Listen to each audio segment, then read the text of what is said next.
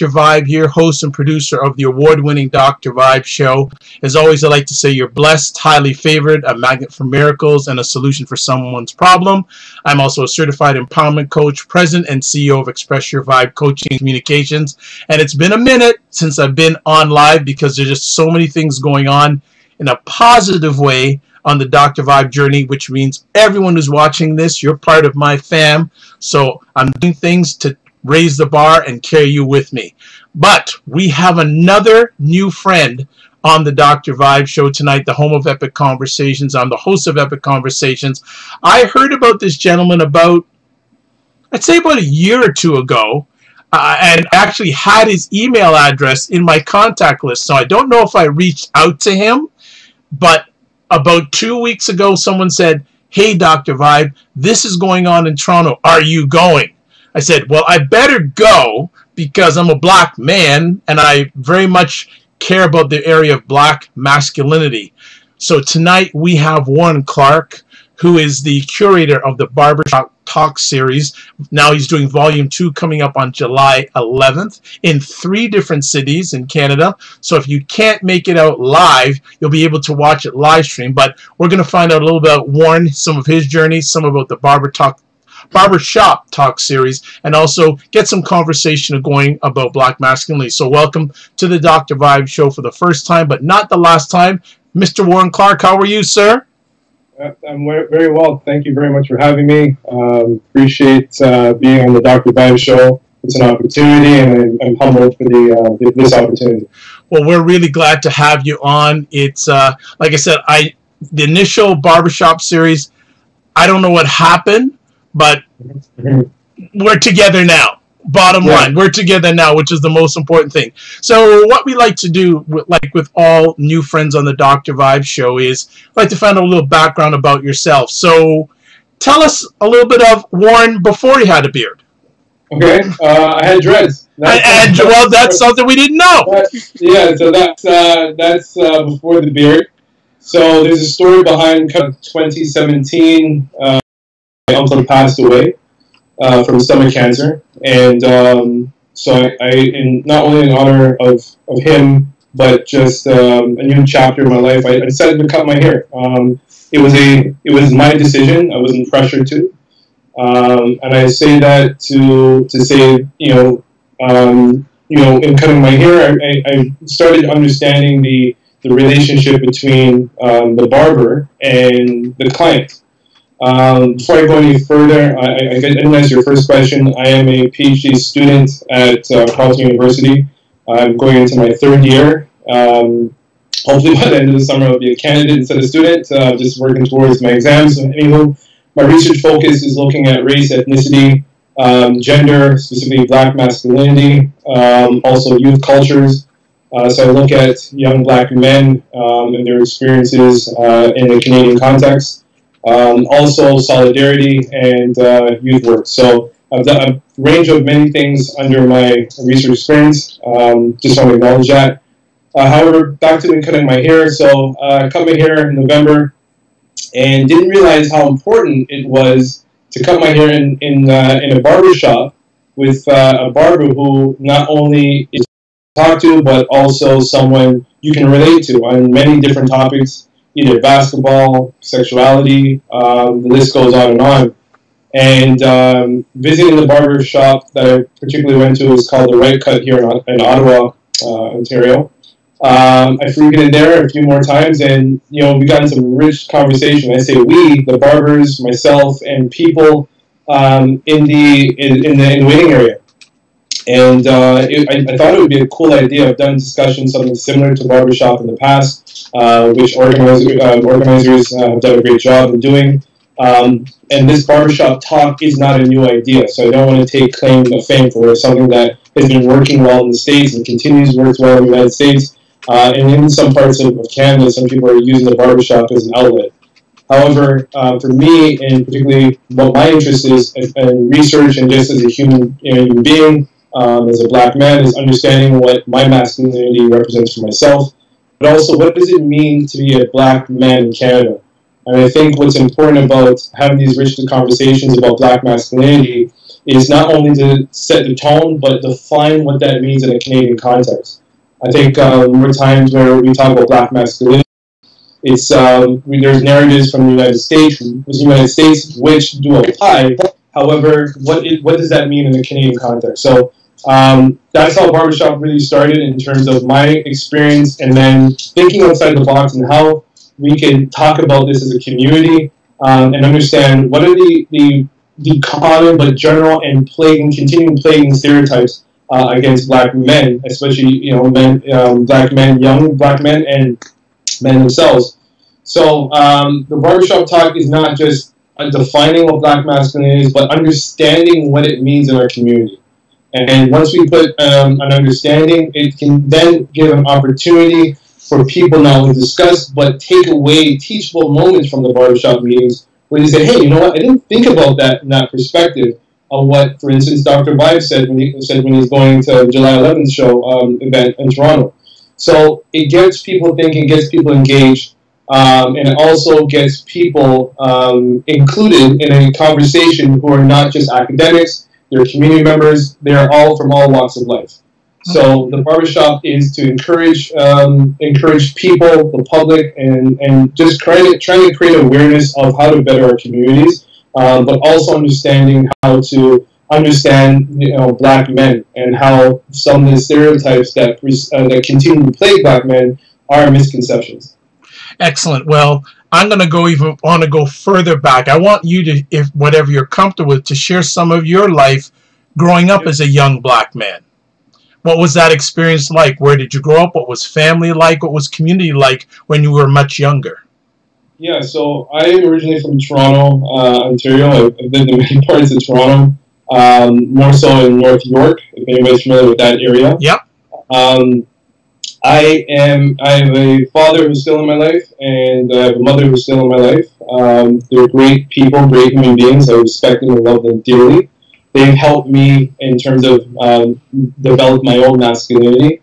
In terms of where I started with understanding who Warren is, I wasn't so poised and so encouraging of myself to pursue any education at a young age, to be very honest with you. I didn't even think I'd be doing a doctorate, to be very clear with you. And those who know me would probably say the same thing.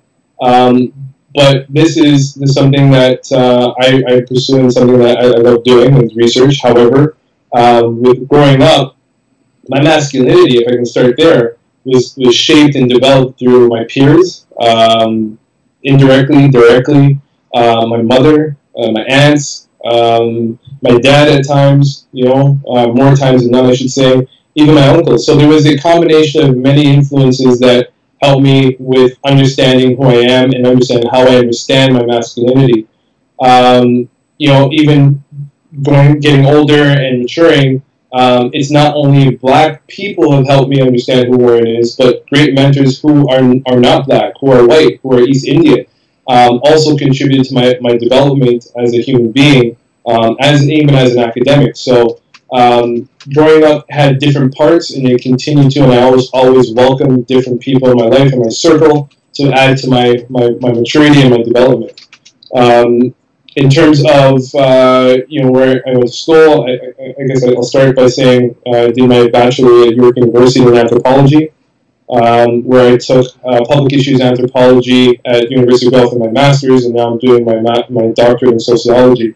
And like I said, I mentioned earlier, I did not look at education as something that I would pursue this long, at least. It was something that I took on when around a time in my life where it was either learn and develop more as a man, or continue working 9 to 5, something that I wasn't really comfortable doing at that time. Not in a bad way, but I wanted more to life. And the one thing that I challenge people, not only people I'm talking to like yourself or anybody who else I talk to, is to encourage themselves and then keep thinking positive, and understand that the development doesn't stop and start only at one thing or one way. So hope that I answered a little bit of your question in terms of my experience or my past. Absolutely. I want to know, you shared with us that education wasn't that much of a passion in your younger days. Mm-hmm. Where did the turn happen, and who was involved, if anyone, in the turn for you to realize that education was now going to be part of your core? I like that question. I would like to start off by saying why education was not a foundation of mine at a younger age. And that in my time, geez, I sound old, but anyway. Don't worry, you're younger than me, so don't go there. I think it's the beard that throws me off sometimes. But, anywho, I encountered teachers, vice principals that told me straight to my face, point blank, you're not going to make it. You suck at your English. You suck at writing. You suck at just being a student. Your parents are lousy, quote unquote. And those experiences from an educator, really threw me off and made me feel like I'm not going to accomplish anything.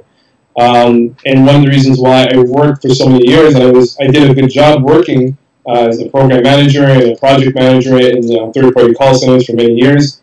It was when I got laid off 10 years after working so hard as a program manager, and thinking to myself, what's next?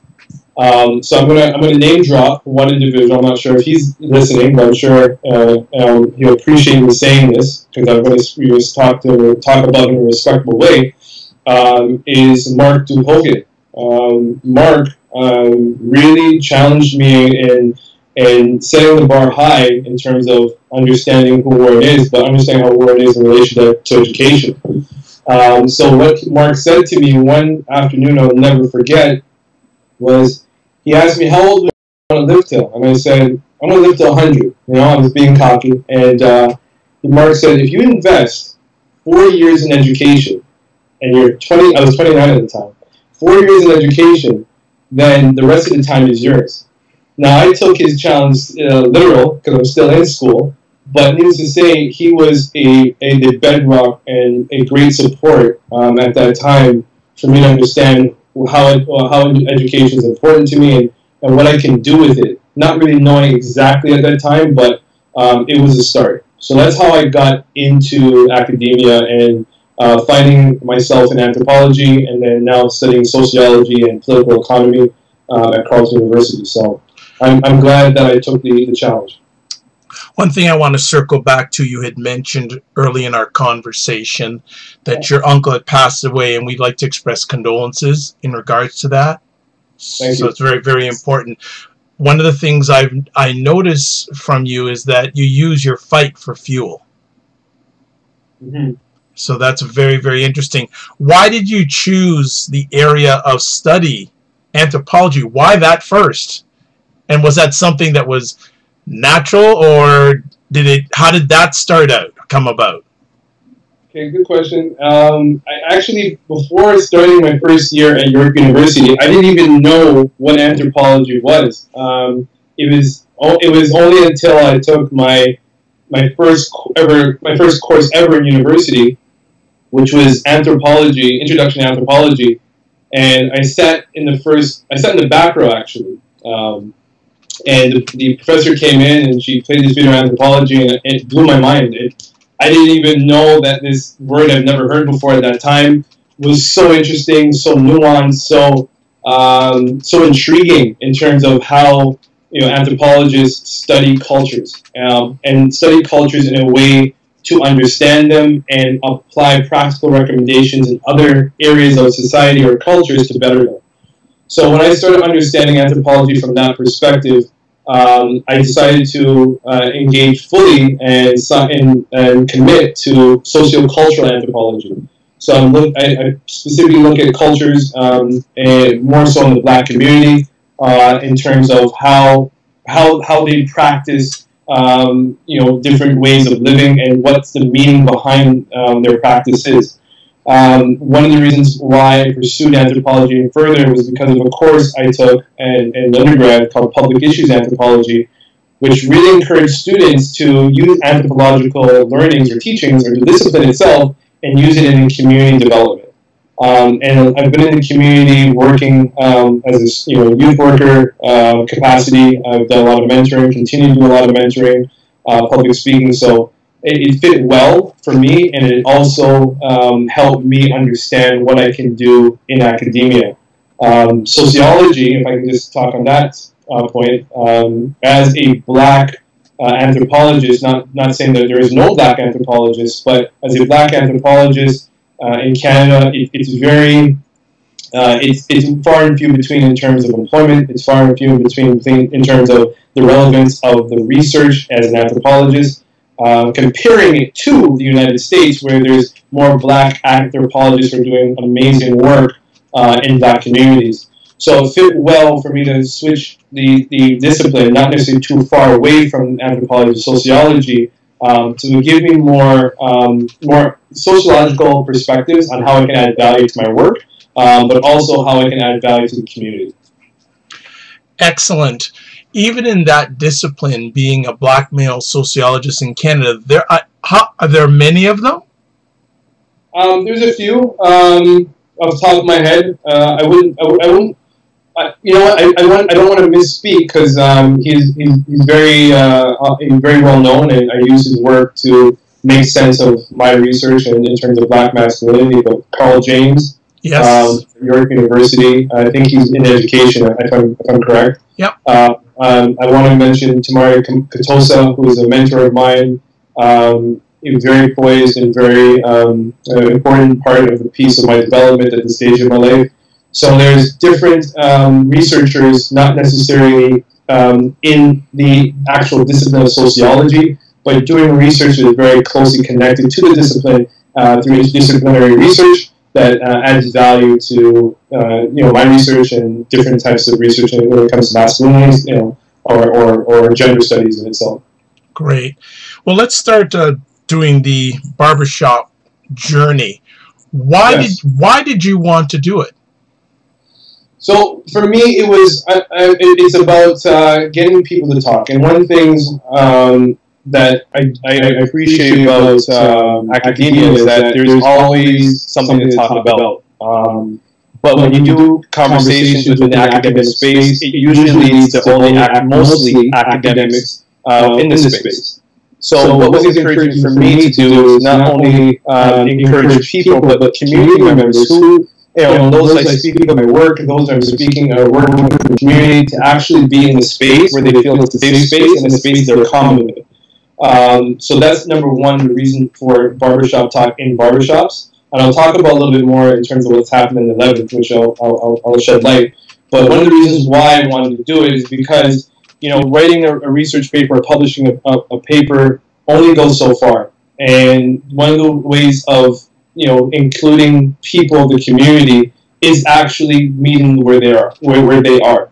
And that's one of the reasons why barbershop exists and why we're going to continue doing it and making sure it's a relevant program or event that people feel like they are welcome and they're always welcome to share their perspectives and their experiences of life as a black man or black woman who are in relation to men of color.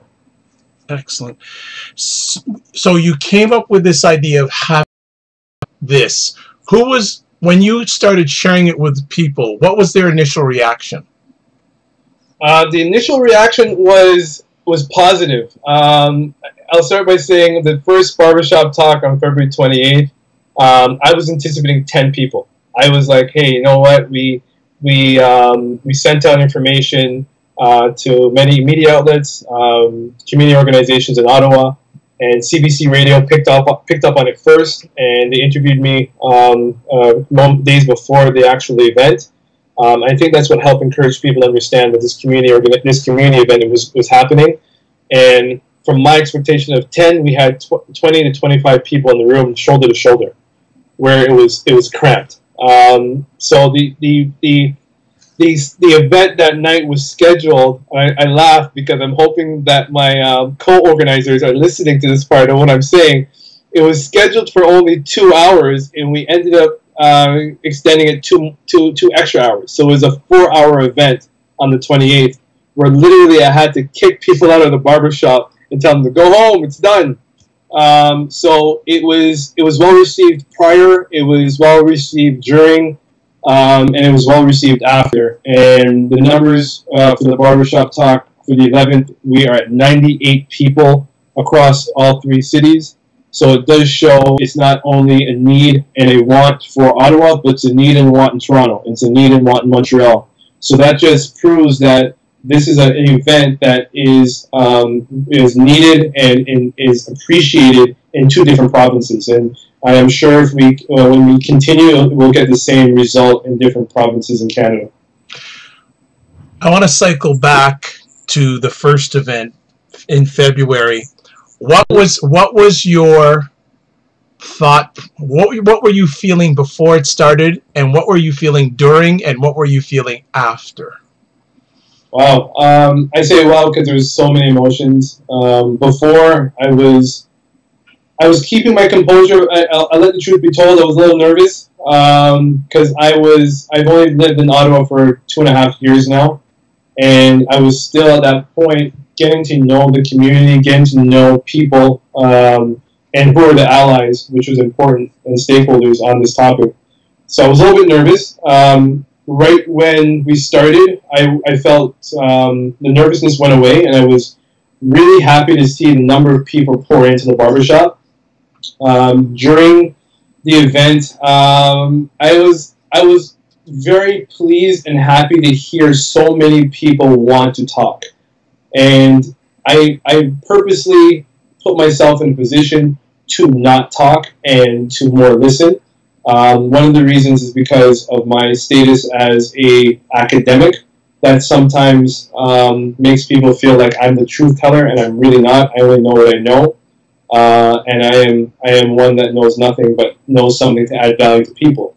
So I'm very aware of my beingness or myself in this space, and I was able to observe, and I was able to listen to comments that sounded great, and some comments that didn't sound so great. But then again, it was people's perspective to the questions, and I was really encouraged to see the passion, the emotion, and I'm going to use this word loosely, but the dedication just to wanting to speak longer, wanting to share, wanting to know how people were feeling. Like it was such an amazing moment.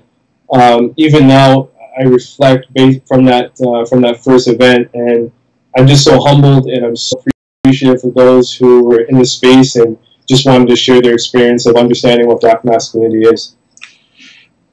Any special moments from that first event that you'd love to share with us? Special moment for me was understanding what Blackness is in Canada. That was the defining moment for me. So just to give a little bit of context, so before we just led up to what masculinity is, or what any questions particularly towards gender. One of the first questions we asked was, what does Blackness mean in Canada, and how do people perceive their own Blackness? And one of the responses or a few responses which were in line with each other, was that many people of the same skin color, Blackness, don't align or don't use or don't. I'll just say use, for better or worse terms, use the word Black to represent themselves. And that was interesting for me to understand. Well, if there's people in our communities who look Black but don't identify as Black, then are we doing ourselves a justice when we do Black events? The answer could be yes. The answer could be no. I don't want to say either way, but it was very interesting to understand how people in Canada, Black people, quote unquote, understand their Blackness and how they navigate in the world, knowing who they are with with their skin. So that was my biggest take back for me. Even now, I have conversations with people going back to that moment, and just like I'm doing now, and telling people how I felt at that moment. Nice. So after the first one goes by, most people would wait a few months until the next one, but you're on the push. So when did you start thinking about Volume 2? Okay, so there's a story behind this, and I'm going to name drop again. Eldon Holder. Yeah, him. Just to interrupt, I have been speaking with Eldon Holder about 3 times a week in the last month. I spoke to him for about an hour and a half today, but we will take that conversation offline. But in a very short period of time, Eldon Holder and I speak at least 2 or 3 times a week. We have met physically once, and he even got to the point today saying, you know what, the next time he comes to Toronto, he has to introduce his wife to me, because his wife's going, who is this Dr. Vibe guy? Are you cheating on me or something? So just there you go. So that name, Common Bond. Actually, I'm gonna text him after we finish and say, I know someone you know. Okay, well, I think I misspoke. I'm going to say Eldon Holder Jr. then. Okay, Junior. I've never met Junior, but Senior I've spoke to a lot. Yeah, and he's a very, very intelligent man and very open and kind man as well. I've had conversations with him as well. But Eldon Holder Jr., he has been a very supportive and very encouraging, headstrong, smart individual who literally tracks me down in my hiding spots at Carleton University. I'm not going to say them over the air because they're important for me. They're hiding spots for a reason, so I can study. Tracking me down to encourage me to do more barbershop talks, and someone who really believes in this program or project or community event.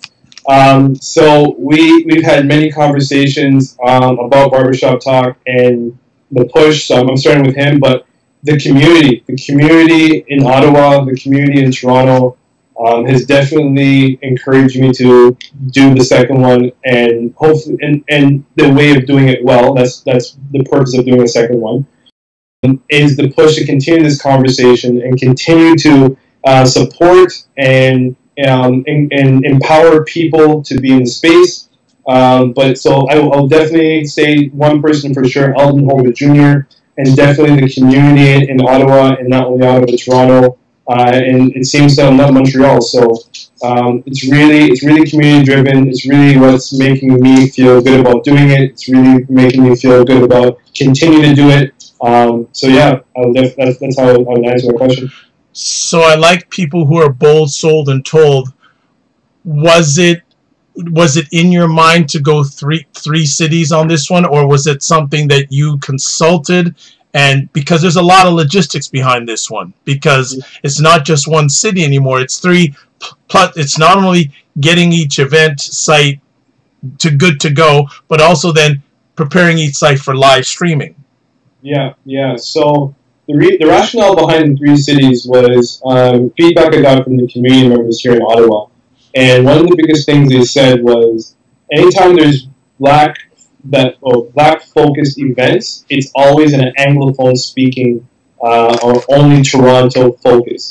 So the second one is in Toronto. I'll explain a little bit of that more, but the main purpose of the Barbershop Talk in Montreal is to acknowledge that concern and to also recognize that black people exist not only in an Anglophone, but Francophone speaking perspective, right? So that was part of the rationale. The second part of the rationale was to try to include as many people as possible in this community event.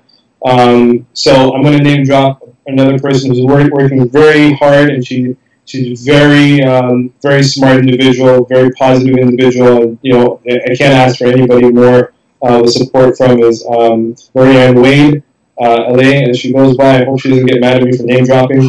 Okay, let me ask you something. Is Lorianne Wade, did she used to live in Toronto? She still does. I know who that is. Okay, perfect. So I know her and her older sister. Yeah, she has an older sister named Susan. Okay, so I'll start by saying when I pitched the idea to LA, she was so appreciative and so supportive of just helping out with the Toronto hub. I call them hubs, the Toronto's Barbershop Talk. And if I didn't have people like Eldon, if I didn't have people like LA, I wouldn't. This wouldn't exist. I don't think the way it is. So I have to pay homage to those two individuals, and not only those two, but Sonia and the dean. There's other people working with me, Mitchell in Montreal, Selena. Like I feel like name dropping them all, but I know time's against us, but my crew, they've been really helping and putting this thing together, right? So, the long story short, the reason why we're able to do three cities is because of the efforts, the hard work, and these people have full-time jobs, and they see the relevance in this topic, and they see the relevance of supporting the community in this way.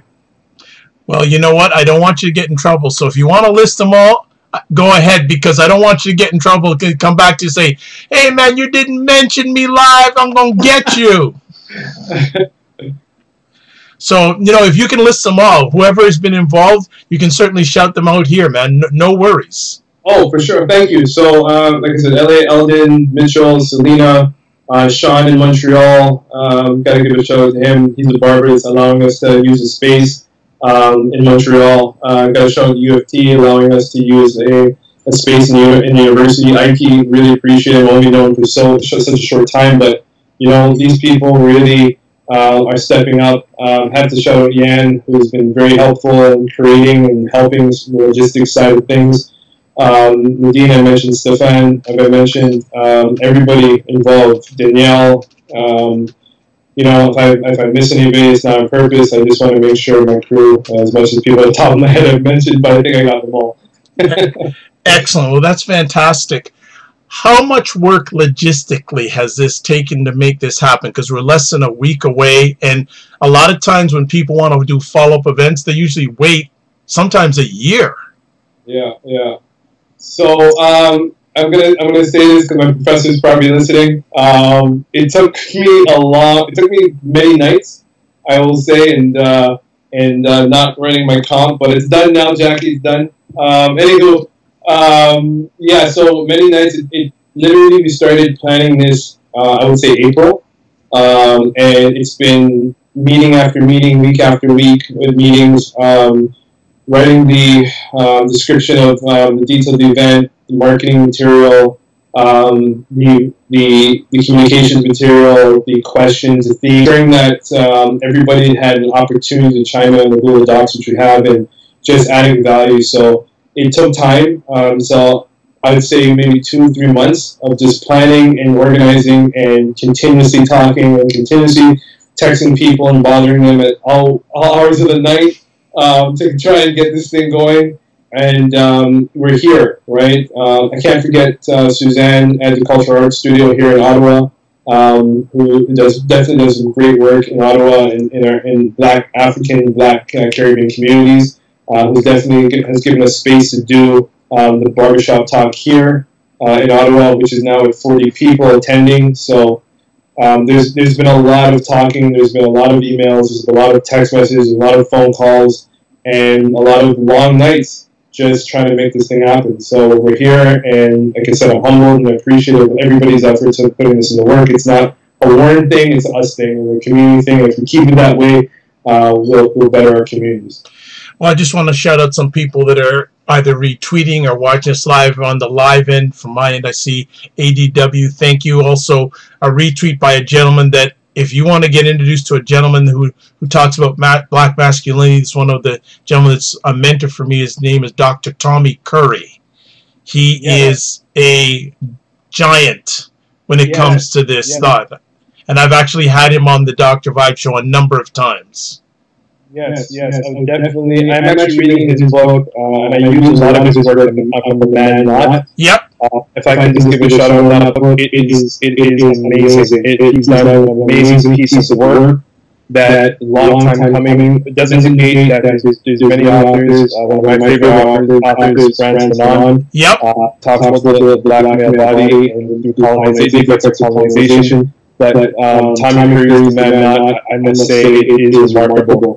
The Delectable Negro, another book. If you don't know about those books, people, please get them. It'll help your understanding about just what masculinity is from a race perspective, especially when it comes to black masculinity and how it plays our community. Definitely, Tommy Curry is one person to know. If you don't know him, now you do. You need to know more. He's amazing. He's fundamental. Yeah, well, look him up online, folks. And also, if you want, go to the Dr. Vibe Show site, put in Tommy Curry in the search engine. You will see some epic conversations with Dr. Curry's platform. When Tommy Curry speaks, I shut up and I listen, because he is on point in a large way. I could go one or two avenues. I'm going to go this avenue. You have specific themes for this event coming up. Why did you choose these themes? Like, masculinity is part of it, but you're talking about black young men and their mothers, masculinity, single motherhood, gender relations. Why those subjects? Okay, so one thing about gender, we understand it's not socially constructed in one way. And when you think about gender, especially when it comes to black men, I think there's this misconception that men only develop men, and I think that's incorrect. What we should encourage ourselves to understand is that women play a huge role in the development of young men. And when we talk about, I just want to just pedal back a second here. When we say mothers, it's not just the biological mothers. We do acknowledge in these events, or this coming event, that we are talking about sisters, cousins, friends, aunts, grandmothers, stepmothers who have taken on motherly roles for young men as well. So we don't want to not acknowledge them. But this theme about women raising men, black men, is important. I think it misses the good work that many women have done and contributed to young men's masculinities. But also it's an opportunity to discuss, what's the importance of, what's the relevance of. One thing we've done with this Barber Shop Talk event is we're not only doing a qualitative approach, we're doing a quantitative approach. We've asked people to fill out a online survey.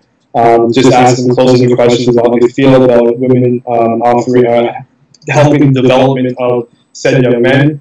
And with that direction, it helps to formulate the questions as you see them in terms of what's important of the mother-son relationship, what's the significance of, and once it's an opportunity for people not only to dig deep and understand what that is, but to share their experiences, because again, we can't look at gender one way. It comes in so many different ways, and it's understood differently by many different people. So this topic itself is just another way of understanding black masculinity from another perspective.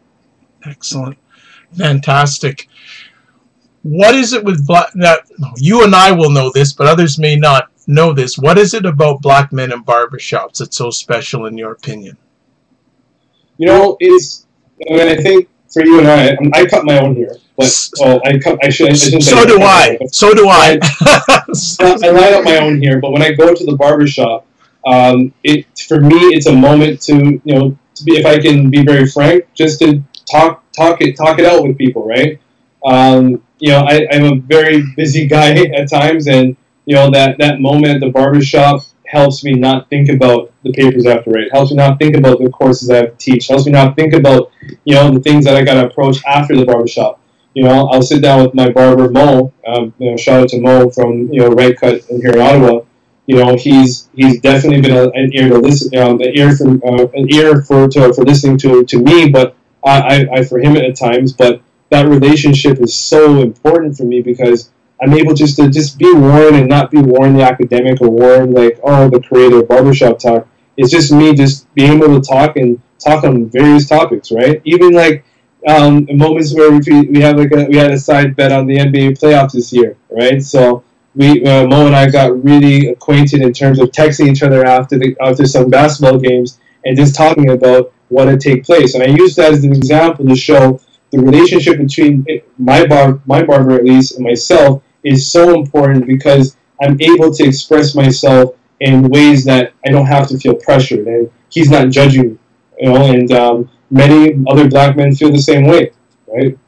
And I think what's important as well is to recognize that, although many are the barber themselves aren't recognized as this social worker or psychologist, but they have some interesting tips and they have some interesting feedback and perspectives about life.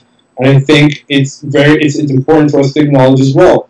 It's definitely helped me look, again, my relationship with my barber helped me look at things differently and think from another perspective, which has added value to my life, right? So if I can take that away from the relationship from my barber, then I'm 100% sure that other people are doing the same thing.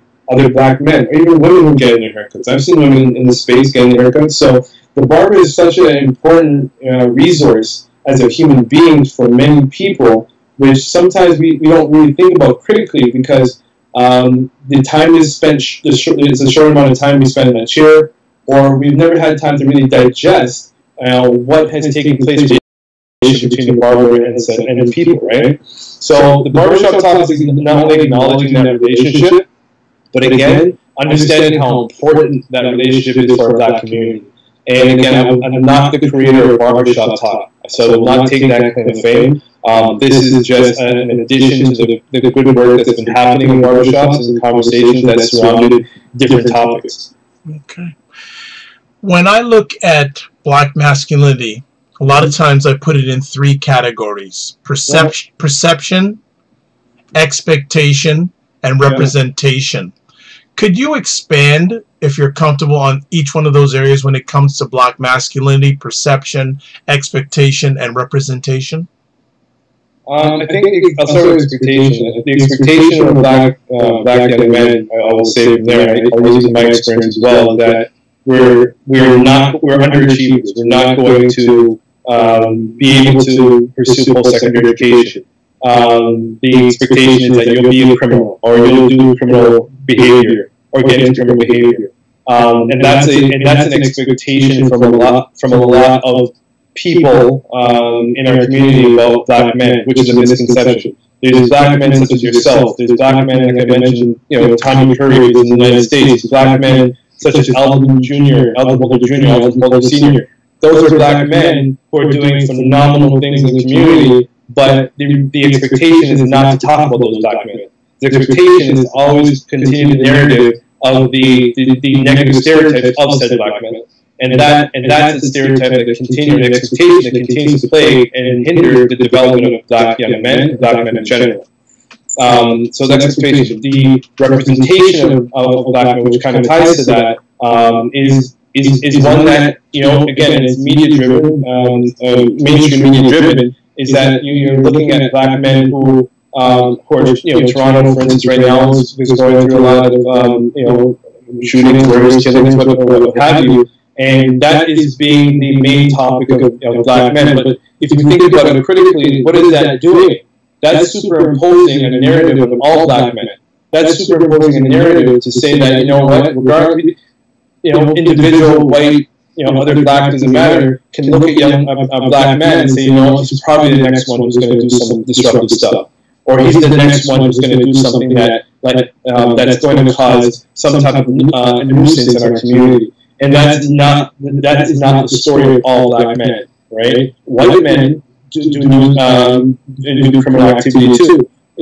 Criminal activity does not specifically attach to only Black men. And the narrative right now, most times, is that Black men are this, and it only attached to that, criminal understanding. So it's for the expectation, representation. What was the third one, sir? I will just bring it back up here. Perception, expectation, and representation.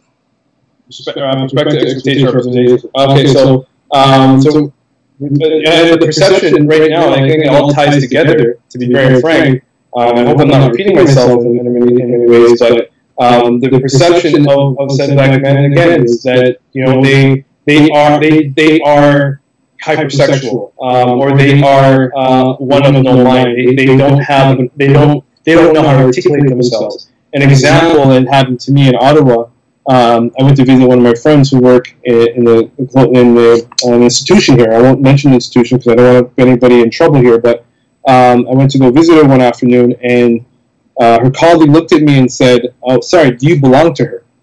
Right? So, my response to that was, "No, I don't belong to anybody." But the point I'm trying to make is the perception is that a Black man, regardless of, and I'm an educated Black man, I have my degrees, and that's not to put anybody's face, but the perception is, it doesn't matter what you have, it doesn't matter how smart you are, it doesn't matter what you've gone through and how your positive impact in the community. The perception is that we don't want to get to know the Black man, we don't want to know what they're all about, but we're going to superimpose these negative stereotypes on that Black man's body, so it continues to plague him and villainize him in certain ways where he cannot find upward mobility in society. So the perception is always to generalize Black men and put them down in this place where again it impedes on their social mobility. Okay, gonna give you a statement here and see what your response is. When it comes to Black masculinity, there's mixed emotions. Many white people fear it, but many Black people worship it. Do you feel that's true? I think there's truth in what you're saying. I think we have to be very cautious when we say white people. I like to when I'm writing. I just finished writing my exam, as I mentioned. Mm-hmm. Instead of generalizing all white people, that is wrong. I think what we need to be very aware of is white settler thinking. That's what I use in the paper. What I mean by that, it's an ideology, and then the ideology reinforces a particular topic, which we're talking about is race, in terms, and then superimposing the negative stereotypes based on this ideology on how to perceive certain people. So I don't want to say white people generally, because mentors that I have who are white have been there at my worst times and still here, like literally. They don't see me as that criminal or bad guy, right? They see me as Warren Clarke and his character. So I just want to acknowledge that. Number two, I think it can go both ways. I think there's people in the black community definitely see the value and the importance of acknowledging black men, or men and boys. And then there's some that don't, and I think that's the result of the effects of colonization. Personally, although it comes from the work of Fanon, and someone who I use in my work. However, I think it all depends on the individual and how their perspective, how they view the world. So I will say, in a white settler nation state, Canada, which we live in, I think the norm is for more so white people to view black bodies or black men in a certain way, but does not insinuate all white people are the same.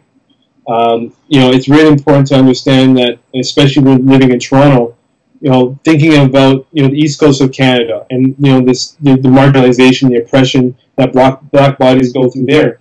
Even now, being black people in Nova Scotia are still trying to get land that was promised to them from years ago, right? And acknowledging who's the power relations and also this social structural relation among people, which is highly white influenced.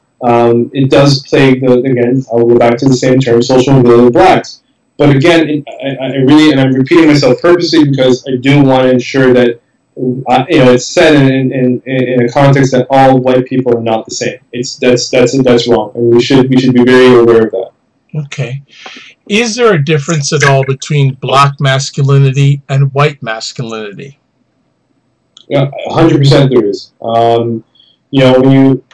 When you look at, first off, you have to also understand class relations. But I'm going to answer the question straight up first. I'm going to bring class into it.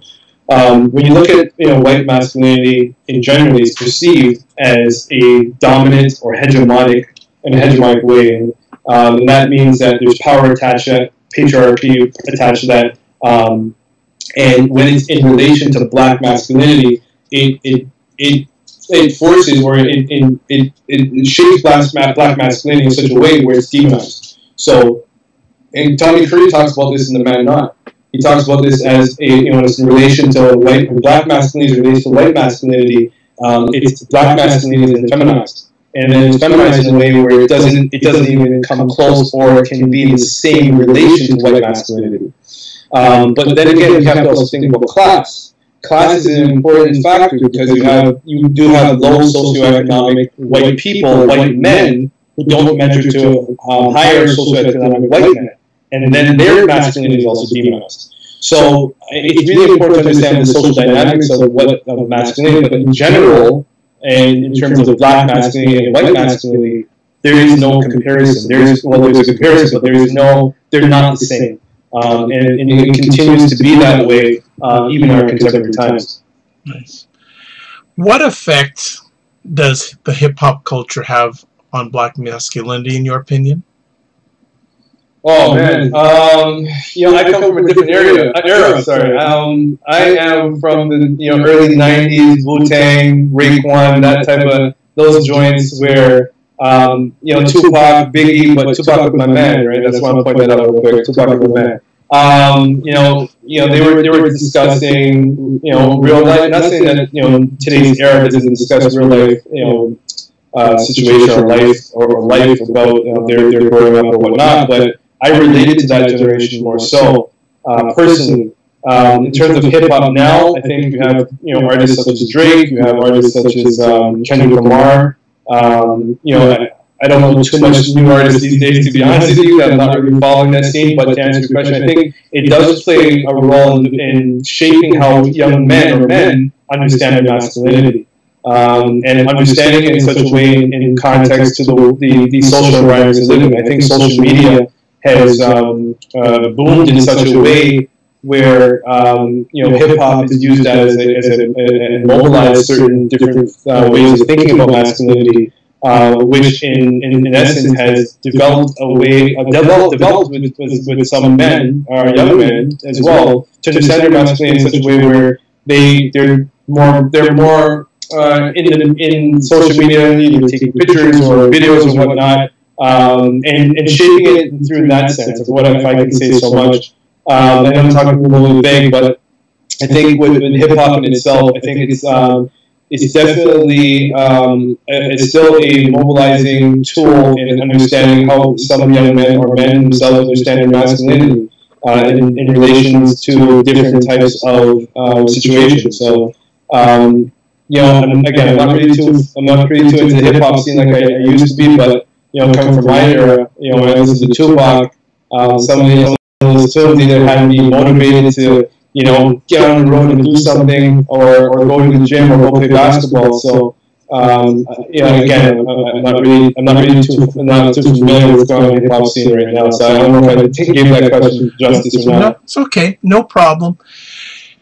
When we spoke off air, I believe it was this past Saturday, you were telling me, and you've mentioned, I think, briefly, how successful the registrations have been for the Volume 2. Yeah. Which I would say that is one success already. What would make, in your opinion, Volume 2 successful? To be very honest with you, I think just people coming out and sharing their experiences. That to me is success. I think people leaving and wanting more. That would be a definite indicator of success in terms of how people are seeing the need to continue this conversation. So that's what I see playing out. I think that's what's going to happen anyways.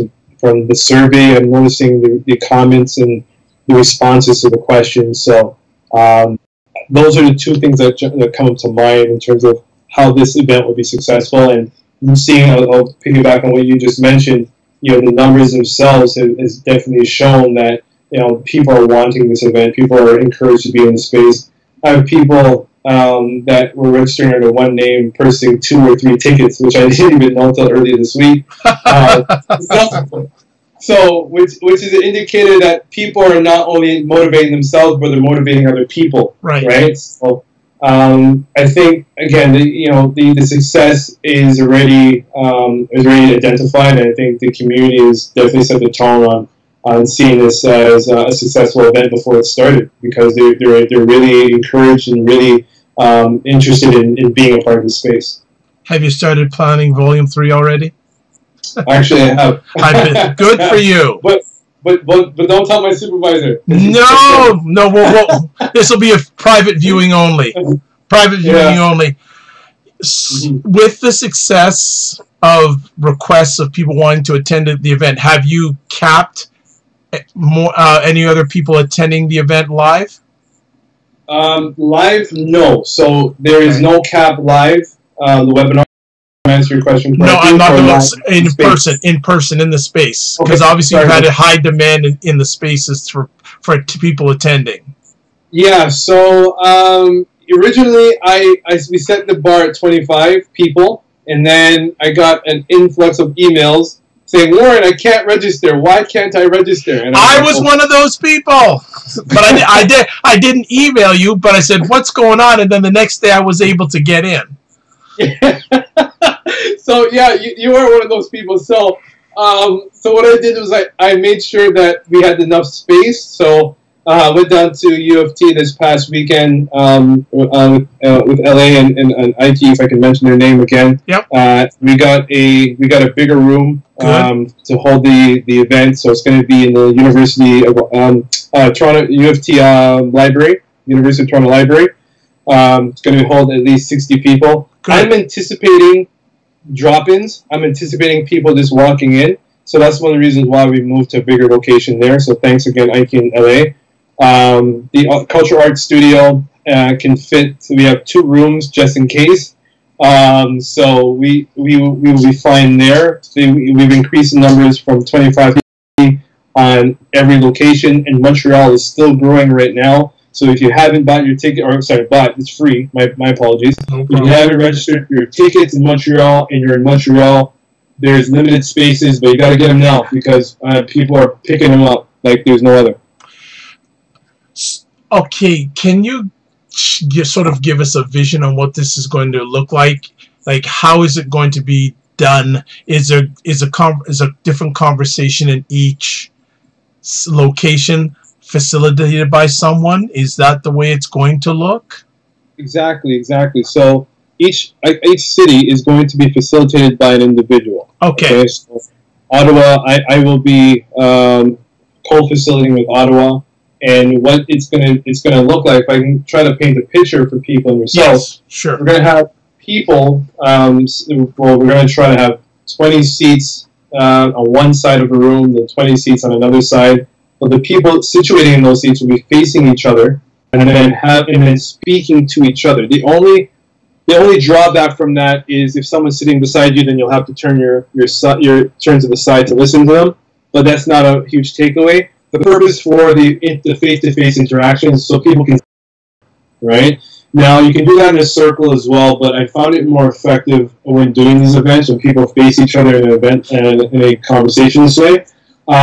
It's been more for me, and I found, and the feedback I've got, it's been more enlightening. It's been and also just seeing emotions and seeing how people really react to certain things. So it's worked out that way, and the facilitator themselves would be in the middle of the room or middle of the room, and they will be asking the questions. So the facilitators will not necessarily be chiming in too much. Because we don't want to superimpose a truth or define things for the crowd. We want the crowd to be able to speak freely, respecting the space, respecting people's individuality and their perceptions to certain questions and things.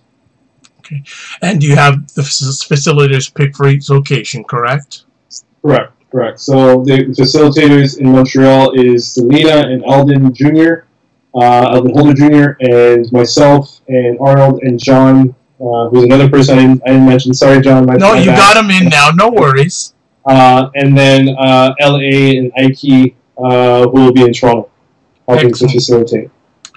Well, I don't want to take up any more of your time because the countdown is on, and I'm sure there are already emails in your box from just the time we spoke and saying, "How can I get in? How can I get in?" My phone's been buzzing on my lap. There you go. I don't want to take you away from this. Are there any final words you'd like to share with us in regards to this event coming up on July 11th? Yeah, just the community. I really thank everyone who has signed up for the event. I really appreciate people showing an interest. I'm sorry if I haven't returned any emails yet specific to anybody. I will. Slow, busy. Please excuse my busyness, but to the community, regardless of what ethnic background, really appreciate you. Please come out. Please register, but please come out once you've registered, and please just come and share or come and learn or observe. And also, I'll just piggyback on that. If you can't make it physical, it's also available on a live stream. Exactly. Thank you. So that's an important piece. If they want to find out any more information, what can they do? Where can they go? Excellent. So we have a Facebook page, Black Masculinity, Misconception Black Masculinity.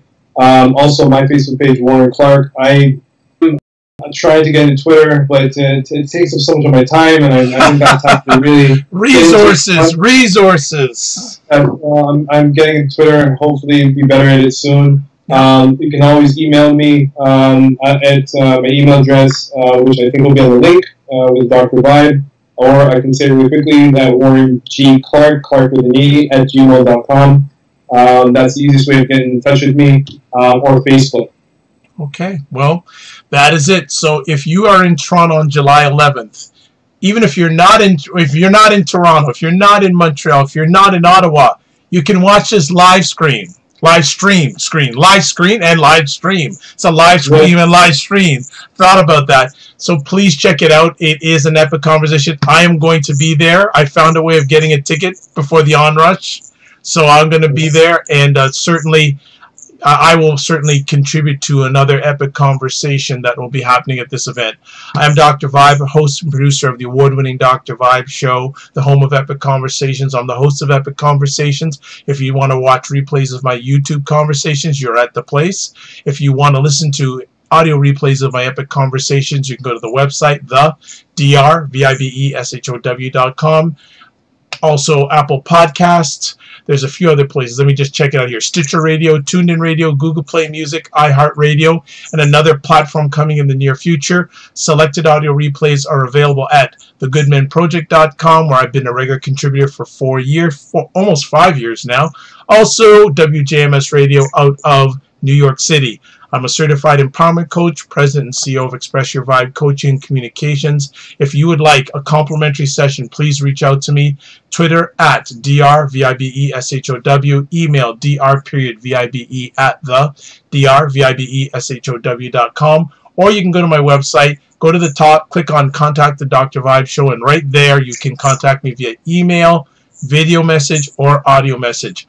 I am, too, a brand ambassador for the only online magazine dedicated to African Americans in food, wine, and travel. The name of the magazine is Cuisine Noir Magazine. Website address is cuisinenoirmag.com.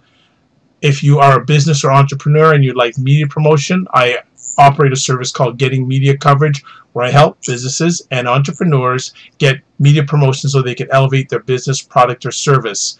Next up, most Monday evenings at 9 p.m. Eastern Time, if you go to the Dr. Vibe Show, I'm doing a series in collaboration with the Good Men Project called You, Me, and CTE. And if you don't know what CTE is, it is the brain disorder that a number of athletes these days are suffering after playing sports where their head is getting hit, such as football and hockey. So that is going on for probably the rest of the summer. That's another epic conversation coming up. Two other things with me. If you are in Niagara Falls, Ontario, between September 7th and September 9th, I will be one of the speakers at the Truth Conference. And also in November, I believe November 18th, I am the Master of Ceremonies for the 2018 Men and Women's Summit on Masculinity. Go to my website. You'll get more information on that. Last three things I'd like to say. First of all, live your life as a dream. If you can dream it, you can make it. Next up, sometimes you have to get smaller to get stronger. And finally, block assumptions. I'd like to thank everyone who watched this live or on the replay. God bless, peace be well, and as we say in my heritage, walk good, and thanks for watching. Take care, God bless, peace be well, and keep the faith.